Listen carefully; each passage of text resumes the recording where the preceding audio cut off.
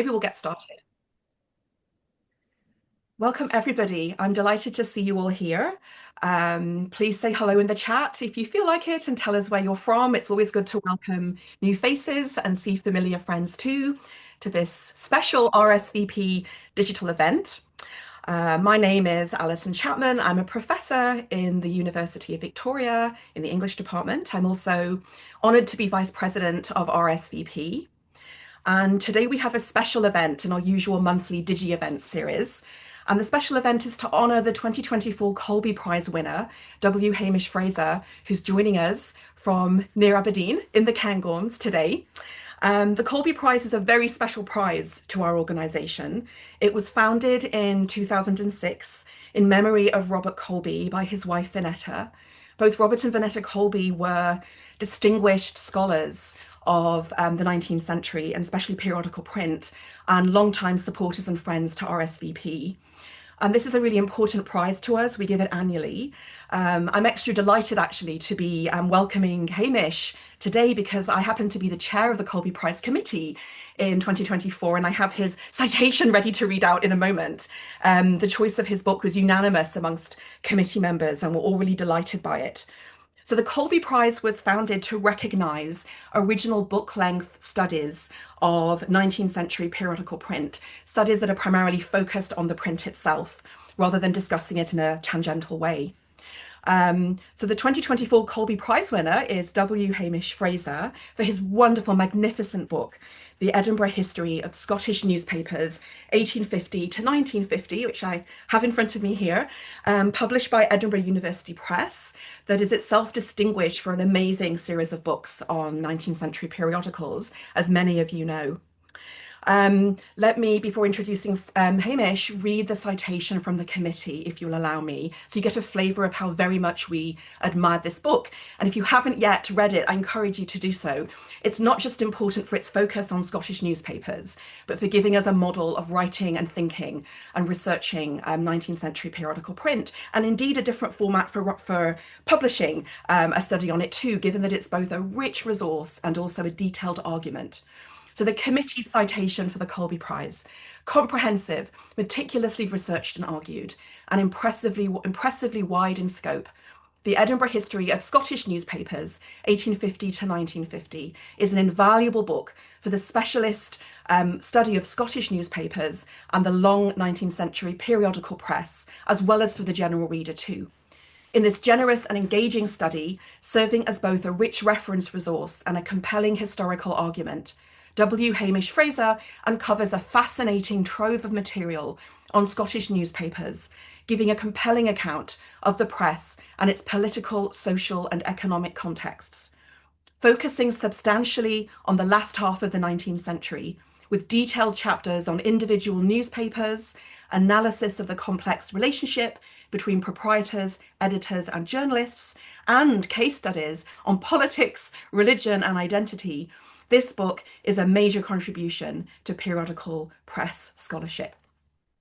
And now to introduce Hamish himself. So Hamish Fraser is an Emeritus Professor of Modern History of the University of Strathclyde in Glasgow, Scotland.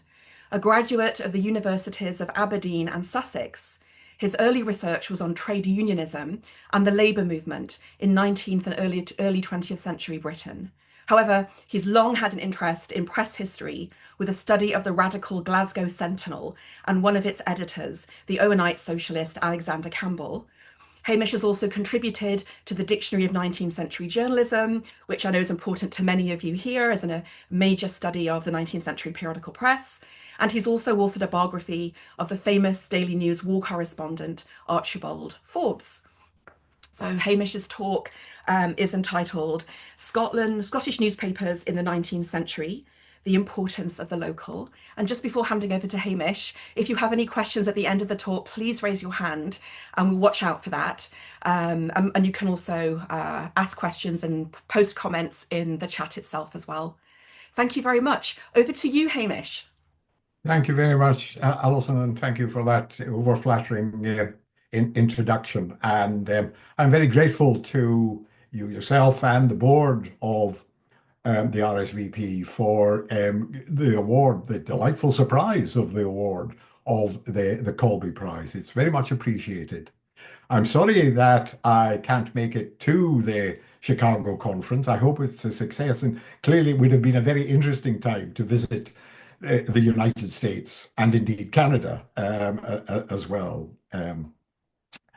I was looking at Robert and Vineta Colby's book on Margaret Oliphant called The Equivocal Virtue.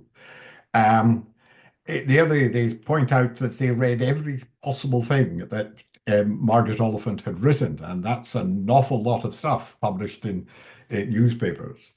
And they say, at the end of the day, they began to feel that this was really testimony to endeavor as much as anything else. The fact they had got through all this. At various points in Scottish newspapers, I felt much the same. But I hope that at least some of it will prove of value. I don't know why there has been so little written on the Scottish press. Very little research on the 19th century Scottish press, a lot on the 20th. But compared with England and other places, this writing on Scottish newspapers has been very little.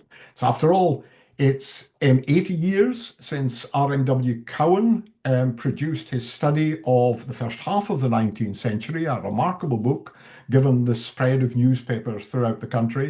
In order to see these, they weren't nice and neat in the British Newspaper Library. Um, the groundwork for further research was laid by the two-volume Waterloo Directory of Scottish newspapers and periodicals in 1989. But if you look at another, alas, also rather expensive Edinburgh University Press publication, the second volume of the Edinburgh history of the British and Irish press, what is striking there is really how little there is on the Scottish press. Most of what has been published are celebratory pieces, such as one by the staff of the Scotsman newspaper to celebrate 150 years of the Scotsman's existence, and rather reverentially entitled The Glorious Privilege. So if it does nothing else, I do hope that the book will stimulate some further work in what has always seemed to me to be a fascinating field, in which, thanks to the work first of the British Library and now of the British Newspaper Archive, most of the Scottish press is now available online. Scotland in the middle of the 19th century was ready for the kind of explosion of newspapers that took place once the stamp duty and the advertising tax had been removed. Even before the 1850s, with a population of just 4.5 million, Scotland had a large number of newspapers. There are more than 80 newspapers in 1850. By the end of the 1860s, this had doubled to 160. By the 1890s, there are not far short of 200 newspapers. There was undoubtedly a reasonably high level of literacy among the population, particularly perhaps outside the more industrial areas. But there was also a population that for 20, 30 years or more, before and after the Great Disruption of the Church of Scotland in 1843, had been steeped in political and religious controversy and debate. Debates about the role of the state, about the relationship of the state to the variety of Scottish Presbyterian churches. And this was a debate that was taking place among different and indeed almost all social classes, going quite far down the social scale. As well as church meetings and village gatherings, one reads of small meetings say, in the blacksmith shop, in the warmth of the blacksmith shop, debating issues like the choice of a minister or the right of a local aristocrat to choose the minister, government authority, the right of government authority to dictate to the local community. Most of the new newspapers that are appearing in the 1850s and 1860s do tend to assume there is some working class readership. The Great Expansion comes in relatively small towns. Places with a population of, say, 3 to 7,000 were fairly typical. And after all, it's only a handful, maybe more 10 to a dozen Scottish cities that have a population of over 20,000 in the 1850s. So the small 3,000 to 5,000, 7,000 population town is fairly typical. Almost all of these papers in the 1850s are weeklies. The first daily, the North British Daily Mail, had appeared in 1847, but the Glasgow Herald didn't become a daily until 1859, and the Scotsman the year afterwards.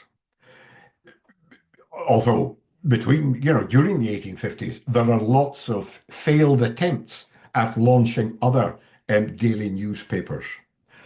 Bear in mind also, there are no Scottish Sunday newspapers before the First World War. Some of you will know, Victoria Berridge showed many years ago that south of the border, the Sunday newspapers were the main reading matter for so many of the working population. It's not to say that Reynolds News or Lloyd's Weekly didn't make its way into Scotland, but as I say, no Scottish publisher was bringing out a Sunday newspaper. There was concern, which I think was particularly strong in Scotland by at least some of the owner editors, that just because they were locally based, that didn't mean that they weren't allowed to comment or shouldn't be commenting on national and international issues. They were very concerned. It wasn't just the city newspapers, the local newspapers did not want to be written off as parochial. In 1852, the Alexander Russell, the editor of The Scotsman for many years in the 60s and early 1870s, was speaking for many Scottish newspapers when he invited himself to the House of Commons Select Committee on Newspaper Stamp Duty. This was a committee packed with people who had been campaigning against the so-called taxes on knowledge for many years. He wasn't invited. He invited himself to the committee. And Russell came to defend the stamp as a pretty effective way of distributing papers. A paper could be sent again and again through the mail, allowing a wider distribution without the huge costs of increased production. True, getting rid of the stamp would cheapen papers and allow the expansion of local papers, but Russell was very suspicious of the motivation of Richard Cobden and his colleagues who had been involved in the campaign. He believed they were happy for there to be lots and lots of local papers, as long as these were confined to reporting only local events, platform speeches, police trials. What they didn't want were such papers to have opinions and ideas and editorial views on national and international issues.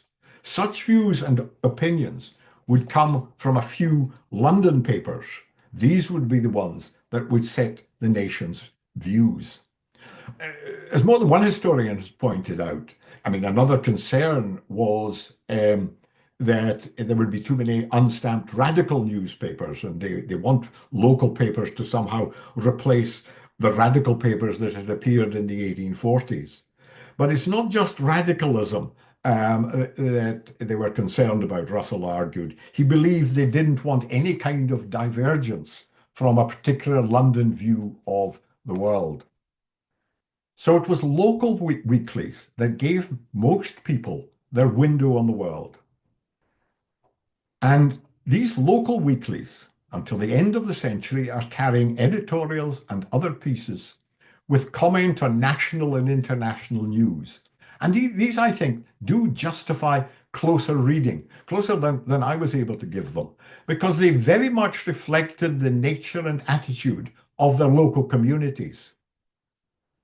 And of course, before the 20th century, these newspapers are almost exclusively locally owned, often just by a single family or by one or two leading local residents.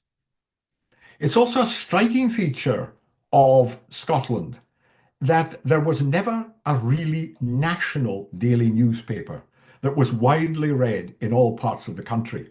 The Scotsman found it very difficult to penetrate the west of Scotland. The Edinburgh published Scotsman found it very difficult to penetrate the west of Scotland or very far north of Perth. The Glasgow Herald had very similar problems in trying to penetrate the east and elsewhere. Dundee had its own lively local dailies, but catering for a relatively local readership. Similarly, Aberdeen with its Aberdeen Free Press and the Aberdeen Journal. The genius of John Laing, who eventually became owner of the Dundee Advertiser and other newspapers, the genius of John Laing was to appreciate the strength of this local identity and to produce local editions of his very popular People's Journal, which first appeared in 1858. By the end of the century, there were 11 different editions of the People's Journal, not just with the odd local reference, but actually edited by local editors, reflecting slightly different regional values and attitudes. It was the local weekly rather than any daily paper that created a social coherence and a bond of community, coming from just the very fact that all social classes were at least glancing through the pages of the local paper. There's a similar local identity, to say, in the city dailies. Also, many of these local papers regularly produce columns written in the local patois, the local vernacular. Lowland Scots in the south, Doric Scots in Aberdeenshire and the northeast, and Gaelic in the Highlands. These often took the form of humorous causeries, but they are a way of emphasizing the importance of localness, of speaking to their own community in their own language. I think too often Scotland has been written about either in terms of all Scotland or perhaps with a very simple Highland-Lowland division. My argument would be that approaches to this localism need to be more nuanced than often seems to be the case. Joel Wiener and others have pointed out in the past that ideally one would love to know more about the people who were writing for these newspapers, what is the so-called human element. John North, in his introduction to the Waterloo Directory, makes the same point. Better to know one editor in 15 in a journal's life than none at all. Well, one can do better than one in 15, but it's actually quite difficult to find out about them because remarkably few journalists have left memoirs. And one is dependent on finding obituaries and speeches and so on to know about them. But a close reading of editorial comment and other pieces in local papers would, I think, bring out some main themes and variations in regional attitudes that are worth exploring and will tell you something about the people who were behind these papers. I think, there's room for interesting comparisons between different parts of the country. If one takes an area like the Aberdeenshire, the northeast, the area just south of the Murray Firth, it's an area where within 50 miles of Aberdeen, there are a huge number of very distinguished journalists who make their mark in the 19th century. There's the war correspondent Archibald Forbes.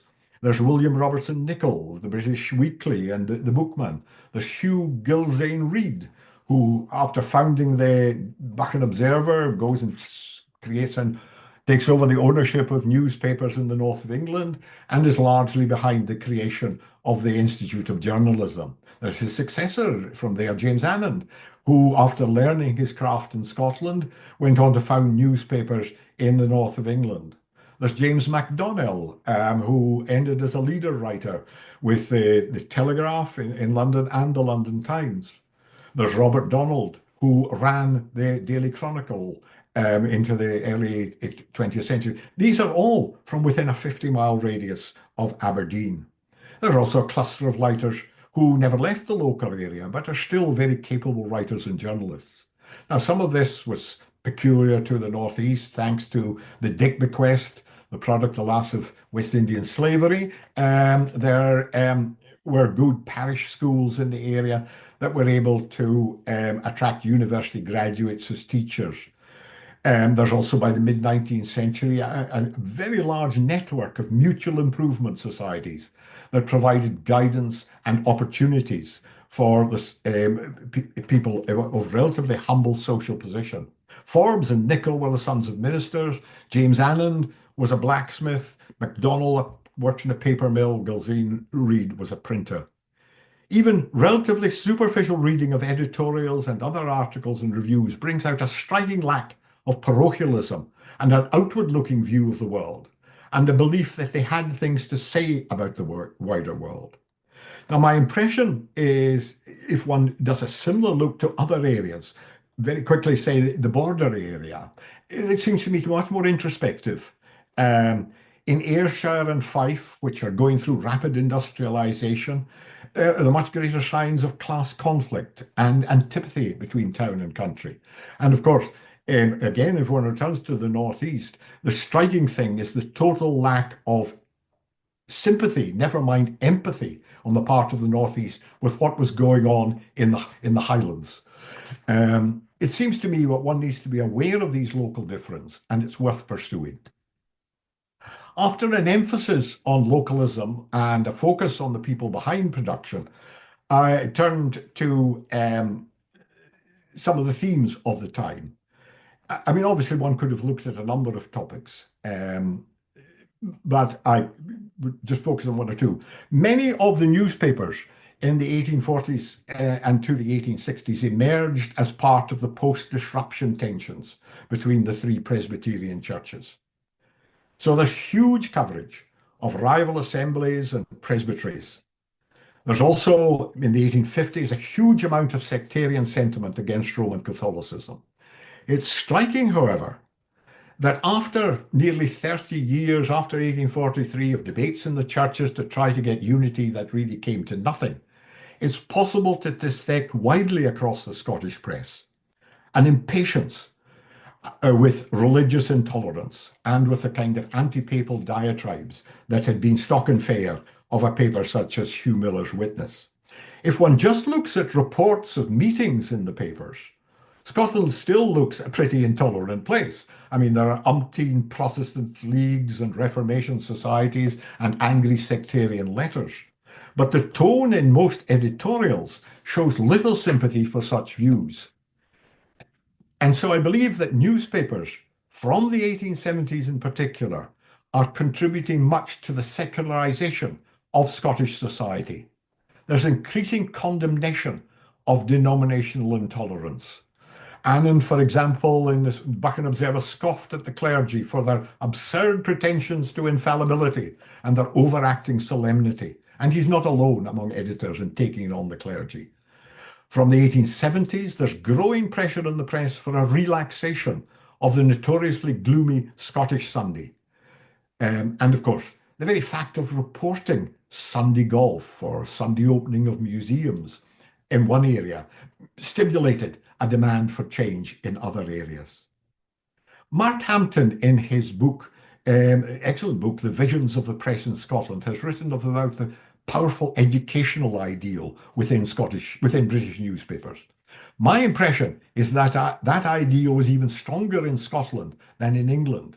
In Scotland, there was at least an aspiration towards the mythical John Knoxian ideal of a school in every parish and the idea that anyone could have access to education if they were able, irrespective of social class.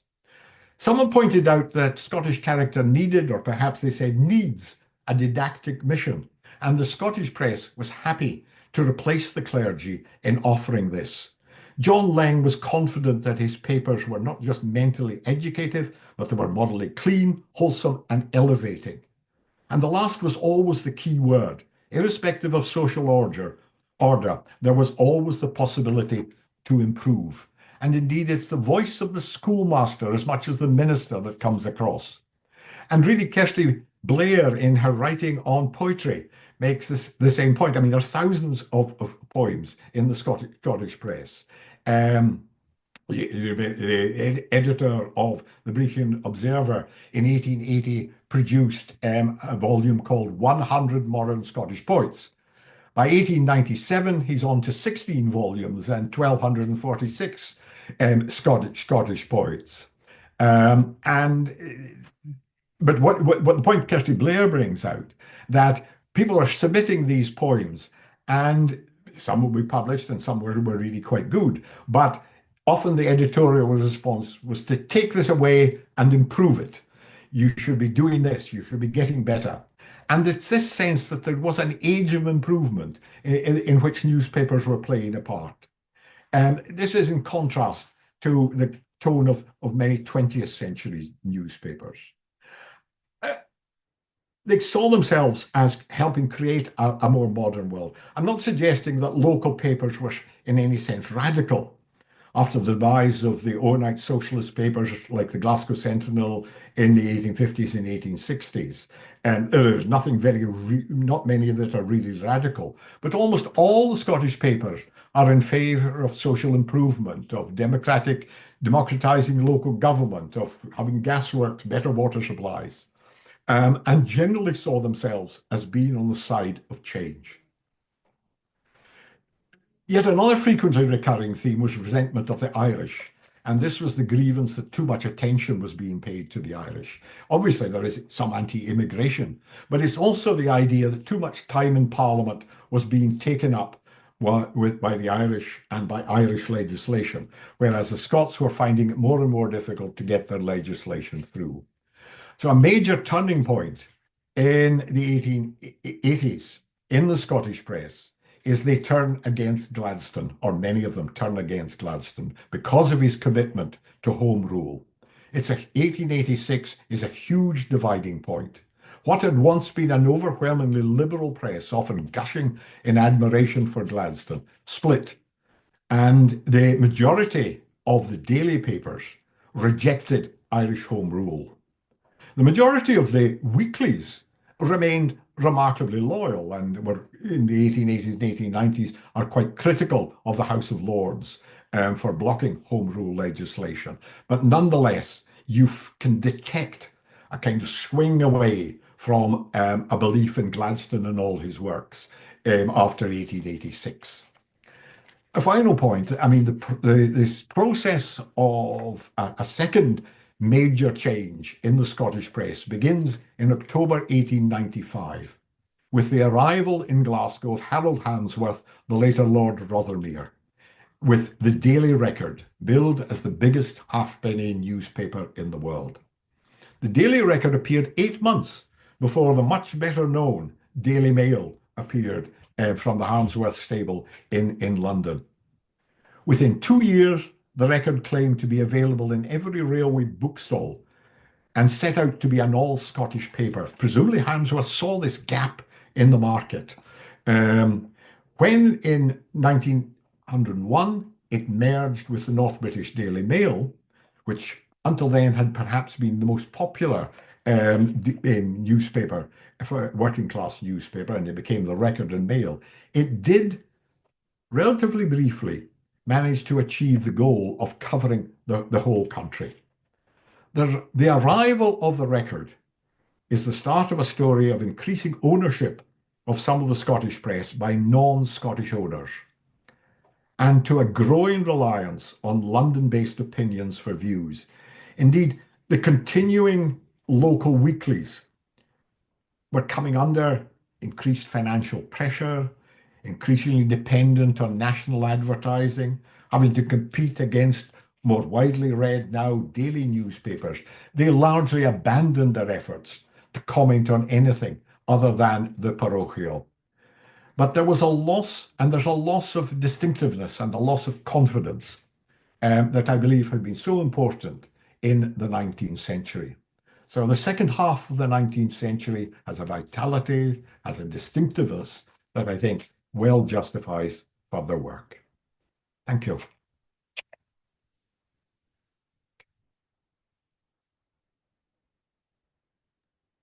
Thank you so very much, Hamish. Your talk is rich and comprehensive, despite being short, and gives an amazing flavour of the magnificence of your book as well, and showing how Scottish newspapers are integral to understanding Scotland in the 19th century and vice versa. So thank you so very much for that. Thank you very much. I'm eager to open up for questions. If anybody has a question, please do put your hand up, or you can place a question in the chat or a comment as well. I see that Joanne has a hand up. Joanne, please go ahead. Thank you very much for that very interesting paper. I'm looking forward to reading your book. I haven't done so as yet. As you were talking about trends in the Scottish newspaper press, I kept thinking about the periodical press in Scotland and what I see is happening to it. And I'm thinking of the Edinburgh Review, Blackwood's, Tate's Edinburgh Magazine, and maybe a quarterly like the North British. All of those were so vital in Scotland, up until the 1840s, but gradually, as I see it, shifted their centre of gravity to London. And it was either, I think it wasn't Francis Jeffrey, it might have been his successor, McVey Napier, saying the Edinburgh is now in Edinburgh in name only. And Blackwood's, as you know, had a London office. You mentioned Oliphant. She spent most of her working life in London, but was a Blackwood's reviewer and a stalwart one. So are you saying that after this second half of the century, this flowering of local Scottish papers, the same process happened with the newspaper press, that they Yes, and I mean, gravitated to London? undoubtedly, I mean, there is the pool of London. Um, James Barry, for example, was a good example of this. I mean, Yes. although he'd been writing for the Edinburgh newspapers before he left Edinburgh, there was this pool that's taking him down to London, despite despite all the difficulties of getting into Grub Street, and lots of people are writing about how difficult it is to get a place in the London press. Nonetheless, that certainly pulls some of them. James MacDonnell again, and Yeah. Reed, they are being pulled south. I mean, it's not surprising. I think probably payment was better. They had a wider readership. And so if you had ambitions, to become a national journalist, you really had to aim for London. Um, and of course, from once the telegraph comes in the late 1860s, early 1870s, the Scottish newspapers have London offices um, dealing with telegraphs, but also, you could easily get, if you were a Scotsman based in London, you could get your material back to Edinburgh without any great difficulty through the office of the Scotsman and the Herald and so on. So yes, I mean, I think that pressure is there. That said, however, there are clearly many of the editors whose ambitions don't run to that, who, like the power and influence that they get in a relatively small Scottish town. And, it could be very hard work. If you to go and get advertisements, you had to do all kinds of things. You were a general dog's body. But if you had a few more helpers, um, it could be quite a comfortable existence for some editors of local newspapers. I mean, certainly some of them seem to spend a lot of time organizing local golf tournaments and so on. So, as I say, there are different kinds of people who are drawn to the South. And of course, someone like Robertson Nicoll is a key factor in that he could find niches for people. I mean, he helps someone like James MacDonald. He helps Barry. He helps Annie S. Swan and others who want to move south. And he has got the contacts through the British Weekly and later through the Bookman. So there are these Scottish networks, which I think are quite important as well. Um, Yes, and I think Scottish networks were very important in the literary world as well, if one can make a distinction sure they will. between the two, and it isn't all that clear. But yes, Yeah, thank you. yeah. Thank you very much. I see that Alex has his hand up. Alex, please go ahead. Well, thanks, Alison, and thank you to you, Hamish, for a wonderful lecture. My question's related to Joanne. So I was wondering about the international networks and international affect of the Scottish newspapers. So perhaps they have offices elsewhere, an office in Canada or the US. And obviously, I've read accounts of Scottish origin immigrants reading their newspapers when they arrived to them in Dunedin and Nova Scotia and places like that. But Yeah. the newspapers also reporting back from those places. Was there a sense of international Scottishness maybe within the pages Well, of those?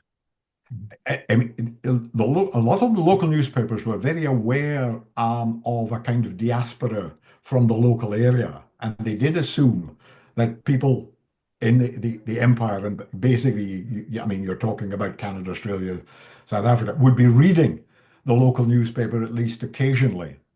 Um, they do get quite a deal of correspondence coming in from abroad describing what's happening. I mean, I remember this, it's very striking in 1857 during the Indian uprising.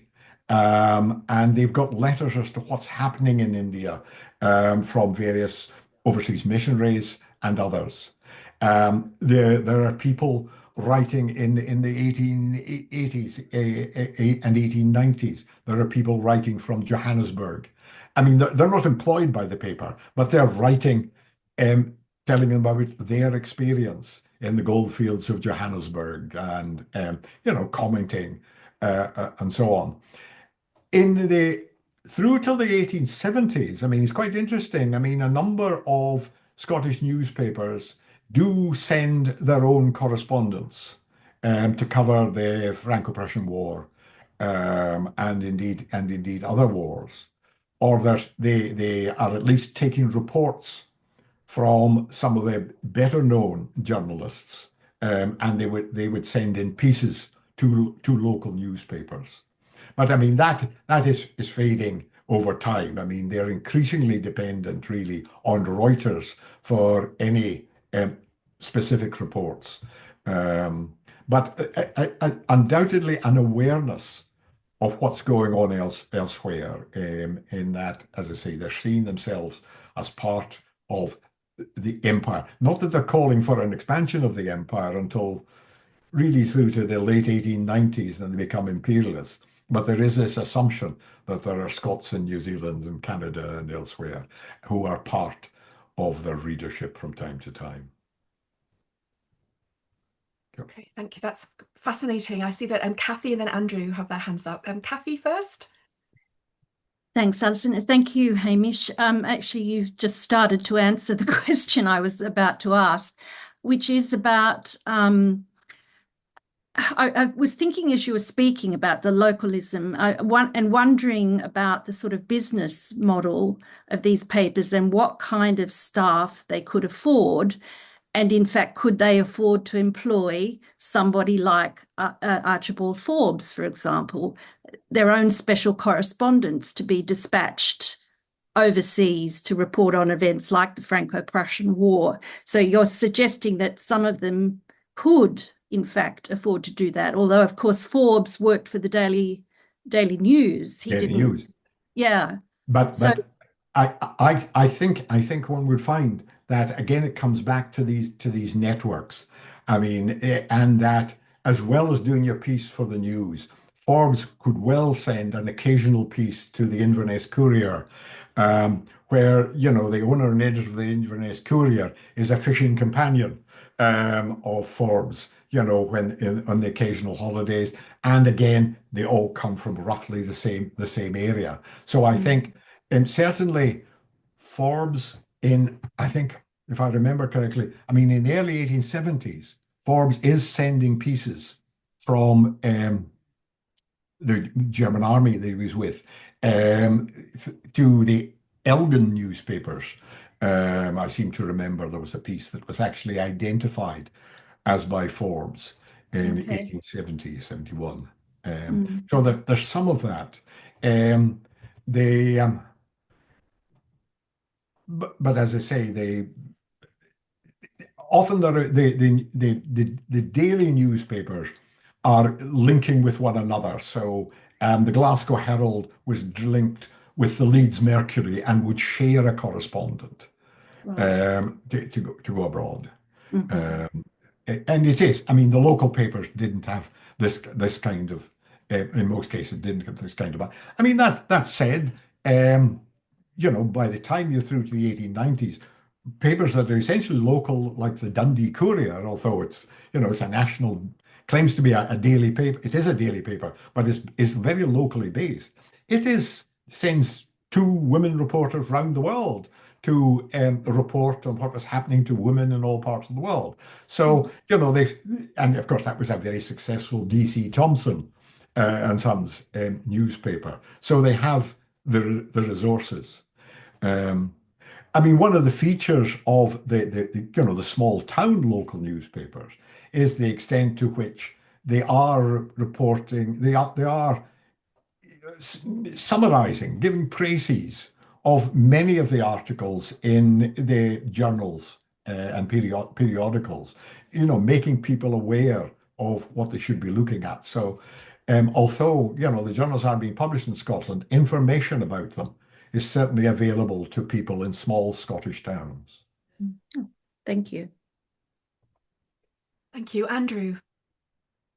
Thanks, Hamish. I really enjoyed that lecture. I'm fascinated by the decentralised map of Scottish newspapers because it feels so different to the English situation. I wonder whether it's actually a more normal situation. Places like Germany and the United States are also decentralised, aren't they? But and you mentioned that the Daily Record was the first to sort of successfully become a national Scottish newspaper. Why was it so difficult to create a Scottish national newspaper? And what does it say about regional identities and national identities and how they relate?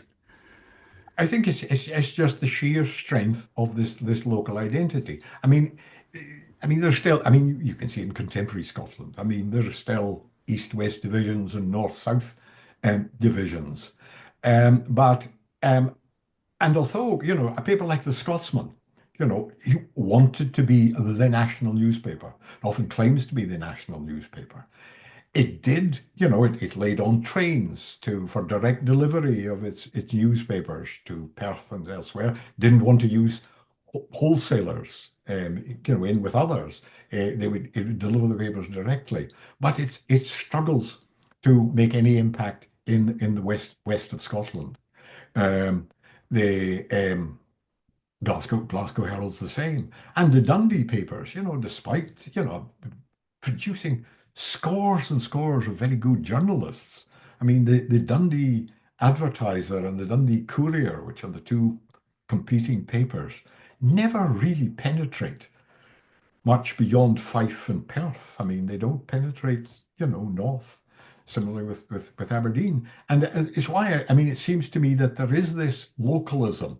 And it's partly because you don't have conglomerates owning the papers before the coming of the record and in the early 20th century, when companies, moving in, Kemsley Press and so on, and they are concerned with. And the fact there's so much competition in the actual 1920s and 1930s between different newspaper conglomerates to get control of the Scottish press shows that they still felt there were areas to be won over um, because of this localism. Um, so I think it's about it. You see, you don't have Gilzane Reid, for example. I mean, he gradually did lots of chain of local newspapers in the 1880s, 1890s, and a bit the same in South Shields and Newcastle and so on.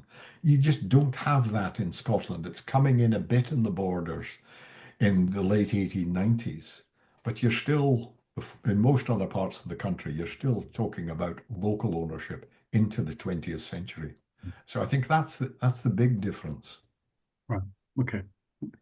Anyway, very nice to meet you. Nice to meet you. Thank you. Congratulations. Thank you, Prithi. Thank you. That was a wonderful talk, and I had lots and lots of questions. And I work, as I mentioned earlier, on the Indian press or the English language Indian press, and I heard many sort of parallels. But the question I actually have for you is sort of a methodological one. So when you were speaking about approaches to localism, you said that few editors or journalists left memoirs. And so what we have to do is sort of do a close reading of editorial comments to try to get a sense of, of what they believed, yes. Yeah, of what what folks believed. And I don't know.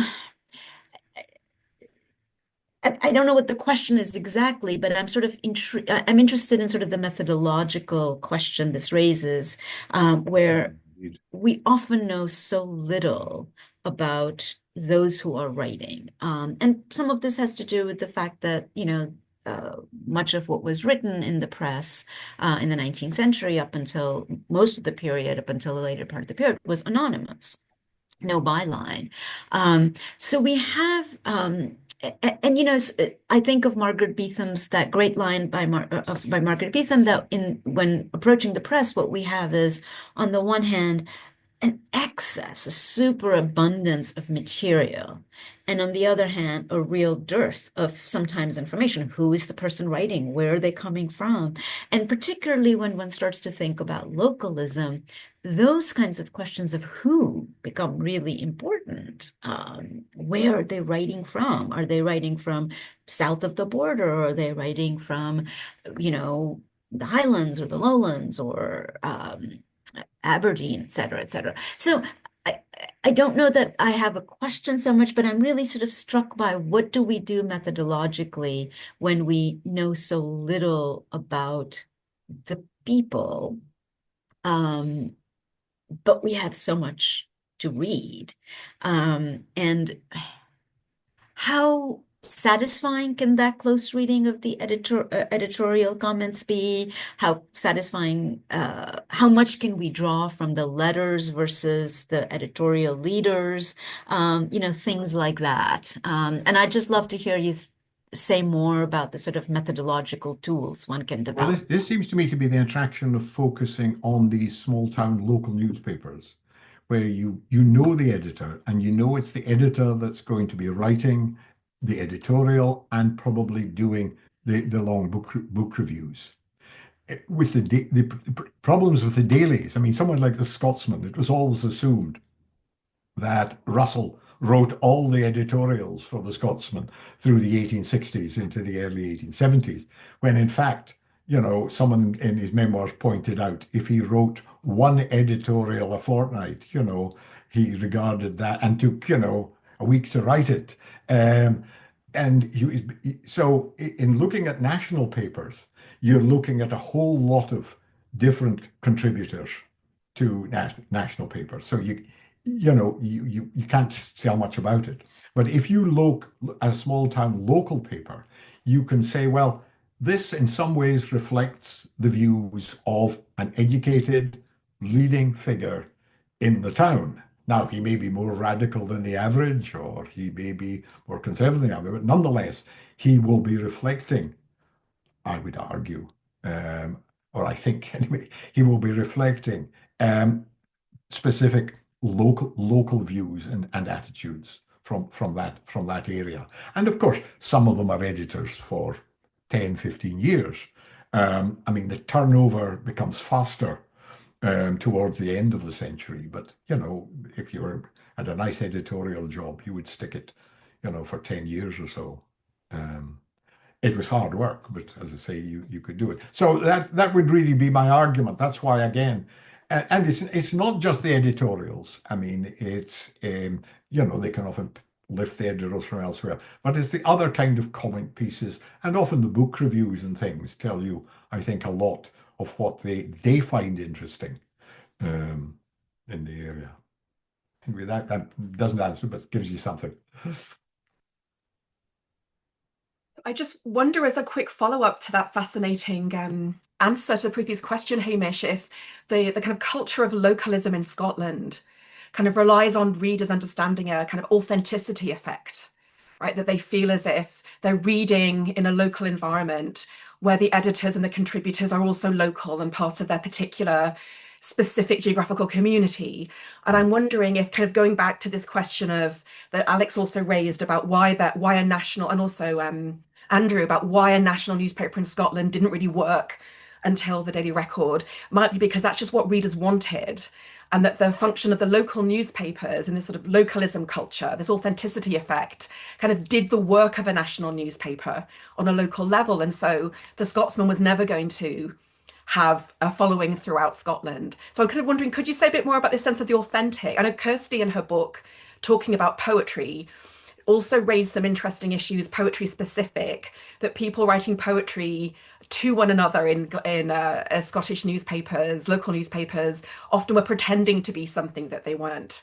And that was particular to a kind of satirical poetry culture.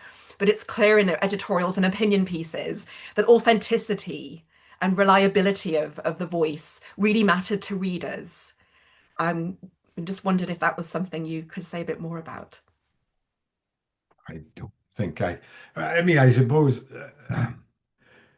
when I was saying, I mean, the use of local vernacular and so on is one way that, they're saying, this matters.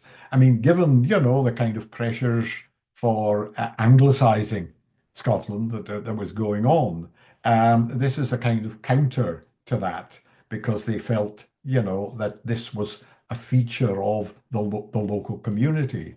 I mean, it perhaps, I mean, it seems quite strong in the Northeast, where, the Doric dialect was strong. But I mean, you get it in, Lanarkshire and elsewhere. And often, I mean, it is, it's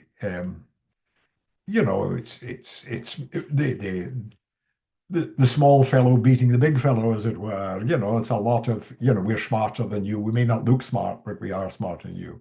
But as I say, it's the particular use of local language, I think, that really matters.